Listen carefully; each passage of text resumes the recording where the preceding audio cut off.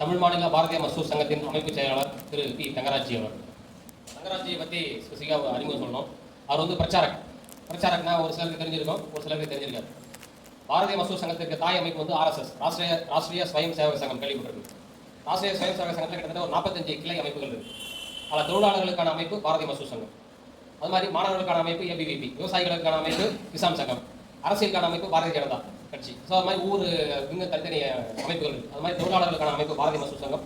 பாரதிய மசூர் சங்கம் தமிழகத்திற்கு அமைப்பு செயலாளர் பொறுப்பிருக்கிறாங்க. அவங்க பிரச்சாரக்னாக்கா நமக்கெல்லாம் குடும்பம், அம்மா அப்பா இருப்பாங்க, அது மாதிரி கல்யாணம் ஆகும், ஃபேமிலி ரன் பண்ணுவோம். பிரச்சாரக்னு சொல்லக்கூடியவங்க RSS வந்துருவாங்க, கல்யாணம் பண்ணியிருக்க மாட்டாங்க, நாட்டுக்காக தன் வாழ்க்கையை அர்ப்பணிக்கக்கூடியவர். தேச வளர்ச்சிக்காக, தொழிலாளர் வளர்ச்சிக்காக இந்த நாட்டை முன்னேற்ற வேண்டும். ஆரம்ப கட்டத்தில் இந்த உலகத்தோட குருவாக நம்ம நாடு வரலாறுகளை பற்றி பார்த்தீங்கன்னா தெரியும். உலகத்தின் குருவாக பாரத தேசம் அமைந்திட வேண்டும் என்கிற ஒரு சீரிய சிந்தனையோட RSS, ராஷ்டிரிய ஸ்வயம் சேவக சங்கம் செயல்படுகிறது.